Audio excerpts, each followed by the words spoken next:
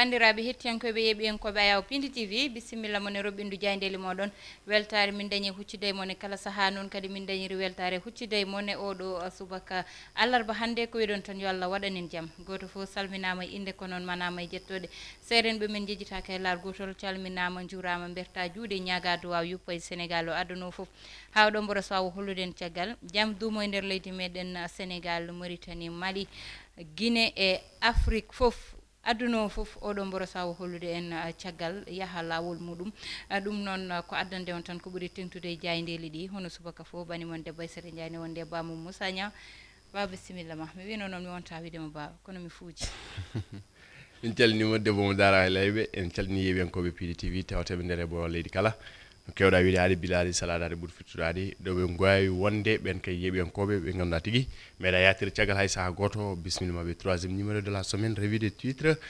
holko sifa e kelle gadane jaadeji leydi Sénégal ko ɓuri tengtude hande ko noon tigui on fonno dowrugol ene wayno jayniyankoɓe leydi Sénégal ko hen tigui ɓuuri nayorade e oɗo alarba nogas e 4 novembre 2021 ene wayno noon yogue majje garti tigui alhaali ɗen caɗele tawteɗe Miss Sénégal kono de sumgoji nokkuji élection 23 janvier 2021 Aissata Ndiaye ene arti e oɗo subaka wayno jayde enquête ko dawrugol udditiri enquête ari koye natal on gorko jogoɗo foɗodirde on jagorɗo cella leydi Sénégal jogoɗo foɗodirde e on Barthélémy Diaz wiyete ko Doudou Wade mo ganduɗa tigui kanko woni candidat walluwa Sénégal mo pabdi soppi ene wayno ɓe mbi ko ganduɗa tigui Doudou Wade beele de ne jogui kattan tigui dogdude ɓeɗon kala kono de ko way hen wonde kala le pape di soppi maître Abdoulaye Wade maw ar ko ɓoyta tigui wadde boosté oɗon baɗi ko gam kay campagne mum no hannirta ni Doudou Wade wi ko objectif aji ne kewi kono de ene wawi tigui ganduɗa tigui latade on gardotoɗo ndin mairie de Dakar kanen tawi nder hello totabo nden jayni enquête caggal kan ko natal Aminata Badianal haali scandale Miss Sénégal 2020 kanen tawi nder hello joyoɓo nden jayni enquête e oɗo subaka caggal jayde enquête ko jayde las arti koye ganduɗa ko on conseil supérieur de la magistrature ɓe mbi ko ene waɗi injustice aji walla mbiyanna ko rewnaka lawol injustice de dernière ganduɗa kayya ko alhaali nawede Souleymane Teliko e gueɗe baɗe noon chamboulement tawet noon e nder magistrature leydi Sénégal caggal kan ɗiɗon azimut ganduɗa ko noddi jamma e deere ɗo e nder leydi Sénégal ɗum ko caggal ganduɗa kayo ɗiɗon seppoji bannoɗe lewru mars kanen tawe nder hello tataɓo ndeɗon jayde ɓeɗon féministe na rewɓe ganduɗa kay dariɓe gam kayya latade ene wayno de wadde dénoncé ɓen witeɓe tanton say tanton violeur ɓen ganduɗa ko mawɓe taw kay ko worɓe jottiriɓe tigui wadde violé gueɗe kantorirde faade tigui sukaɓe rewɓe kanen tawe nder hello neeɓo ndeɗon jayde tigui ganduɗa ko las ene wayno ganduɗa ko qualité walla mbiyanna diƴƴe ɗe ganduɗa ko moƴƴani tawateɗe to Parcelles Assainies sen e dégage ses responsabilités index le BRT ene wayno noon kamɓe wiide mabɓe nguɗon gomu tambingu ndiyam ɗo e nder Sénégal witeɓe CNE ɓe mbi ko caɗele ɗe de wona e mabɓe Aissata Ndiaye ɗen diƴƴe moon onon parcelle naɓe ɗe pewande ɓe mbi wona kamɓe ko on BRT mahre toon walla mbiyan gasere toon ɗum saabi ndiyam mon wasde ɗum labtude kanen tawe nder hello jeeɗi ndeɗon jeyde las jeyde l'observateur L'observateur ɓe mbi ko élection du 23 janvier 2022 local o ene wayno ngal jagorgal gueɗe nder leydi Sénégal waɗi déposé kina tolno e sappo e goho recours ɗum ko ganduɗa ko yesso cour suprême ganduɗa kaymo Sénégal ɗum rewni ɗum koye on agence judiciaire de l'état ɓe mbi ko kamo Matam e kawuji joyyi taw ko dossier ji goɗɗi coalition ngaji de parti ɗi ganduɗa ko opposition wasde ɗumen yonnude walla mbiyanna wasde ɗumen yaadude tigui ganduɗa ko irrecevabilité candidature uji mumen walla mbiyan dossier ji mumen saabi tigui mbaɗi recours ma yetto yesso cour suprême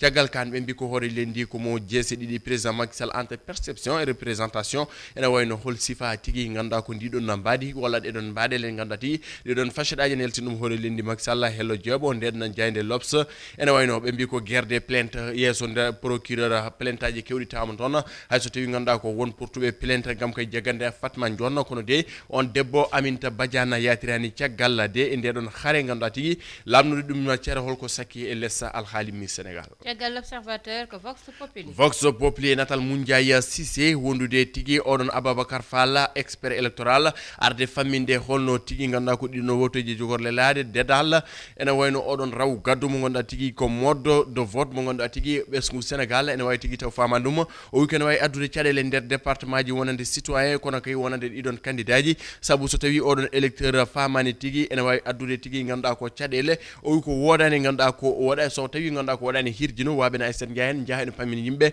holno wotirte ma yiye tigi bulletin ngaji nil kono kay yiye ganduɗa ko heewi waɗa impacté ɗiɗon candidat ji kono kay jomum sikka wornaka taw kay bulletin ngaji fof ko jeehi nil Aissata Ndiaye ene wayno ko onon pour hirjinde yimɓe kerjineɓe saabu tigi ganduɗa wonti rew gaddu ko piège aji kewɗi tawte ko oɗon subgoji oɗon mode scrutin local 2022 holko wayla hen holko changé wotuji wadde ben kirjinen ɓesgu Sénégal ɗum ne tawi nder ganduɗa hellono heɓo joyaɓo nden jayde vox pop jayde les échos ɓe garti ala haali inceste baɗɗo toto yombol nora ene wayno oɗon gorko gam kayya o yidde hebde laamu ene wayno noon o waɗano gueɗe kantoriɗe walla ganduɗa ko piren ɗum paccire noon waɗano ko violé faade suha makko ɓe jibine duhol makko o wiyete ko charlatan Aidara ganduɗa ko oɗon bilejo fuɗɗi tigui ganduɗa ko wadde violé ɓiyen suha mum ko fuɗɗorade oɗon ɓihu koddo mo ganduɗa ne jogui duuɓi 7 ene wayno noon oɗon yaade ha dañi duuɓi 9 oɗon suko debbo noon goɗɗo mo ganduɗa tigui taw ko kanko tigui jibin ɗum o waɗi ɗum violé ɓeɗon suwaɓe noon o waɗi ɗum e violé ɗum ko saga nde naate oɗon secte taweteɗo toto leydi Nigéria ɓe ganduɗa ɗigue ɓen namdimo ko wadde violé sukaɓe makko so tawi mo yiɗi laamu ɗum de saabi tigui o waɗaɓe violé ene wayno e wiide ɓeɗon secte so tawi tigui o waɗani violé ɓen suwaɓe kamɓe kala koɓe mayoɓe Aissata Ndiaye o waɗiɓe violé kamɓe kala oɗon inceste waɗi toto yombol kono mise en place charte de la paix mo ganduɗa tigui oɗon convention mo ganduɗa charte mo sali simji ɗum Ousmane Sonko kono de hay oɗon nguɗon gomuñolanka wi tigui sifata oɗon charte sababu e wideɓe oɗon troisiéme mandat waɗi divisé société civile yideɓaɓe noon ko adi haɓe signa oɗon charte yo hoore lendi Macky Sall yaltu wiye watta troisiéme mandat ɗon de haɓe mbawi sifde e wiide Aliou Sané gardiɗo nguɗon gomu jayde quotidien le quotidien wi ko violence fait de femme balɗe 16 ko ganduɗa kay ɗum noon waylo capanɗe 5 piccal jeene kala temedere jiɗɗa 55,9% ɗi prévalence violence domestique ɗi rewɓe mbatteɗo e nder leydi Sénégal ene wayno ɓe mbi ko holno jogori yo dokko kono kay yo gasa laaɓa ceera rewɓe keɗa fodde mumen guittine gueɗal mumen violence uji gasa laaɓa ɓe mbi ko no ala culture du viol à qui le tour toi, moi ou elle, nganda kay ko yo dokko nganda ko plus jamais ça au pays de la teranga charte de non violence yewi askan wi ma bismo ngudon gomu kudis ko hande jogor wonde toto siège mabbe tawtedo to VDN fof de nganda ko yewtide ala hali odon charte de non violence wasi yede ƴiƴam wasi yede tana wasi yede musibaji ɗi don sumgoji payade jayni gendire le soleil national et natal on jagordo ndema leydi Sénégal Moussa Baldé warti odon campagne agricole kono e on don campagne de commercialisation de don leydi Sénégal horticulture et engrais tigi poddo yuminede ngam campagne paado ene wayno odon jagordo suuti gongaji holli tigi holto ndema leydi Sénégal tonni kono kay hol doole de jogi hol tigi cadele tawetede hen o wi ko ngam wonande odon campagne fofo peeje peccorde lam ngun jiddum ngam kay yubbin dum no handini hello sappo ɗiɗi sappo tedde jayde al khali nganda tigi edon baroji nganda kay taw ko mumon Aissata Ndiaye ben ko be nanata wala ben be nanata taw kay ko fadbe les sumuye kanyumen tigi kemno fartangi jettudo no Coupe d'Afrique des Nations handi hanki tigi to palais de la République hore lendi bismi be wondude tigi on jagordo coftal bali Matar Ba be badama nganda ko gradé au chevalier de l'ordre national du Lion kono kay gote mabbe kala hokkama enveloppe mo 5 millions hore lendi a weltinimibe kambe be don barode on équipe nationale des malentendus ko kambe tigi kebe odon fartangi jayde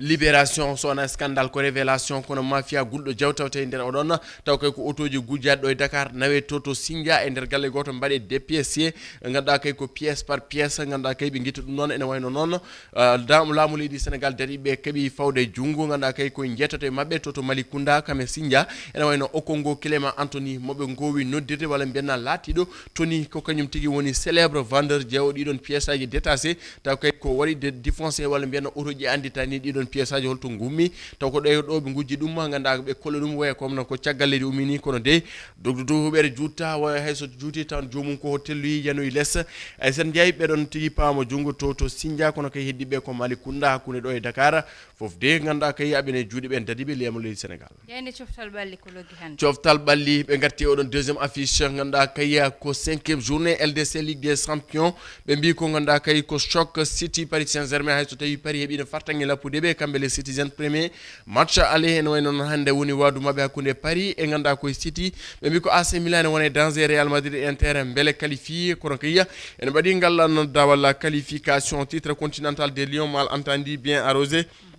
Macky Sall hokkiɓe 220 millions gote mabɓe kala million ngaji joyi taw kay koye nder poste mum ene wayno ɓe garti e ganduɗa kay ɗenen poti tanki Cristiano Ronaldo hokki fartanguel mancuñe hebde fartangue ganduɗa ko yetade ngal ɗon dawal 8e de finale caggal ɗum noon oɗon Barça tigui ganduɗa kay kono wona caɗele saabu puttal mabɓe pangal kokun mabɓe Bayern Munich beele de Barça ma ƴewtugal ɗon dawal walla mbiyen ma yetto oɗon 8e de finale beele Barça ko jogori ruttade oɗon ganduɗa ko Europa League foof e desni ɓooyi kana hello janayi ndeɗon jandi stade ɗum rendi woni ko tawte nder ɗon jandi coftal ɓalli rendi woni ko sifa e kelle gadane jandi leydi Sénégal e oɗo subaka alarba nogas nayi ganduɗa ko lewru novembre 2021 non tigui Baba Moussa garene banggal gongal woni hande ardetene banggal dawrugol Moussa Niang no alarba foof hande noon dawrugol en garat tan e ko ganduɗa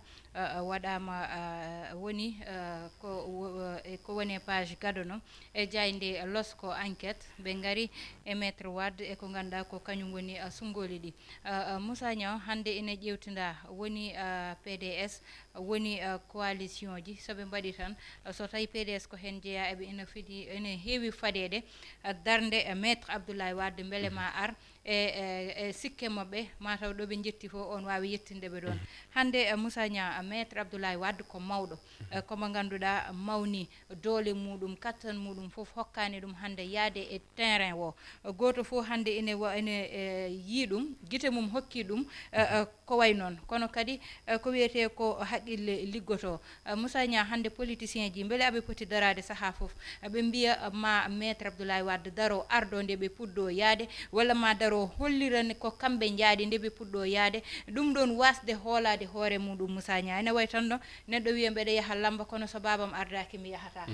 oɗon est ce que ene hooli doole muɗum est ce que ene hooli ko liggi ko est ce que ene hooli ko ganduɗa ko kañum woni darde muɗum e landa politique so neɗɗo yeehi ha wawa nawde hoore mum koma neɗɗo ardo walla yiyani neɗɗo nde fuɗɗo yaade oɗon yo woppu politique Moussa Niang saabu goto fof hande ne foti darade darde kono wona ma kaari darode mi fuɗɗo yaade e ko noon tigui Aissane Ndiaye ene wayno ɓe mbaɗi reconnaître faiblesse mum ɗum noon kadi ene moƴƴi hen quoi à chaque fois wadde reconnaître mi wawa wadde walla wadde reconnaître holto doolam tolnayi kamɓe doole mabɓe gondi to tolnayi ɗon hayso tawi ɓe mbaɗi effort leydi Sénégal yiyade maître Abdoulaye Wade no mbiɗani ko expert en politique ganduɗa ko duuɓi ɗi waɗi hen ɗi beele kamɓe mbaɗi ɗiɗon duuɓi ɗum ko goo Abdoulaye Wade mawni beele gandal ngal mawni walla hoorde natti miijade ɗum ko ɗiɗi beele ganduɗa ko no wiye physique makko ne rokkimo ɗum no ɗum ko tati beele ganduɗa tigui so arani tan ɓe mbawa wadde boosté ɗum ko nayyi wadde mbiyanna waɗi foof reposé koye doole makko hande karim waɗa nena doha to leydi Qatar wawa arde yuɓɓine oɗon campagne ƴettide oɗon relève hay goto anda ɗum ko Allah ko alamo ko gueɗe laamu ganduɗa tigui ɗum koye nder mabɓe quoi libéral bon voilà ko gueɗe mabɓe mais Aissane Ndiaye min to cifortomi ɗum e wiide ganduɗa ko ɗiɗon ko ngeni kersini sa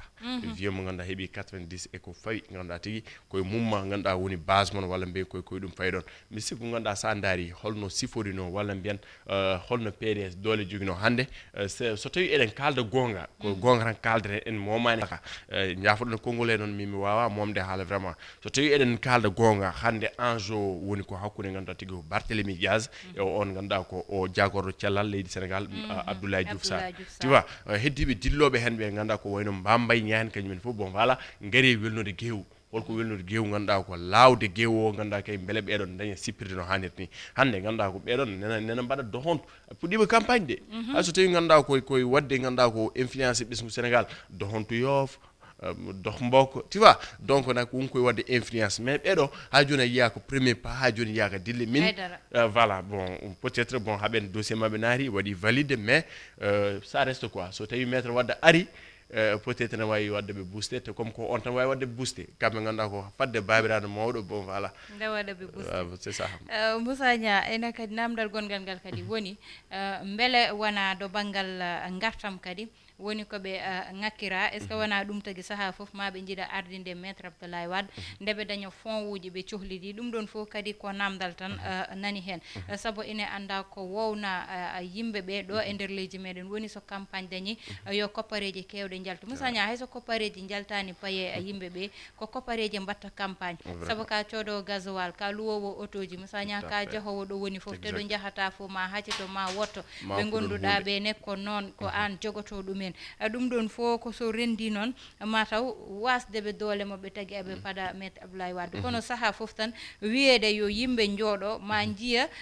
maître Abdoulaye Wade e manggu muɗum maître Abdoulaye Wade hande e ko ganduɗa kattan muɗum e doole muɗum natti ɗum hokkude yo hokke yo yeeyi ñande fof e yeeso politique o ɗum ɗon aɓe poti aɓe poti salade ɗum aɓe poti darde moɓe hoolade darde moɓe hande ɓe jaaha ko woni fof wiyede ko makari daro ɗum ko wasde hoolade hoorema Moussa Nia e wasde kadi woppidde hoorema wonde kadi PDS caɗele ɗe tawre quoi Aissata Ndiaye galle kalde heewi sippiroji haroji oɗon galle wontat ko wiinde so haɓe doganmo mawɓe doganmo kala jiiɗo ɓinguel fiyata wiyata artuga e oɗo galle ne heewi haare non tigi PDS kala réunion waɗanko ko haareji kala réunion waɗanko yettatawo ɓe kele siège uji ɓe pindire so ɓooyi ganduɗa ko wadde on divisé kay hewɓe nadde nder moon gam kay guitta terɗe moon ɓurde mantinade ɗum weeɓat ɗum ɗon waɗi caɗele ɗe ganduɗa kadi tawreɗe e nder ganduɗa kay kanon lande vraiment non tigui e Moussa Nia koyɗi konngudi goddeten roɓindu jayndeli meɗen e subaka alarba oɗo hande tottude on aadi janggo so Allahu lamdo jaaɓi bani mon debbo Aissata Ndiaye wonno e banggal addande on ko ɓuri tengtude baba Moussa Nia wonno mi wino noon komi baɗɗo hen croix kono hanki aɗa andi hewɓe mbi hotomi wan noon ko ɗum saabi duttimi caggal heɓata kala suba ko adi min puɗɗo on duwaw mo ganduɗa o luppora ɗum on duwaw heɗano en e banggal caméra o ko Ndeye Fatou Massaly e wondude Ibrahima Thiombane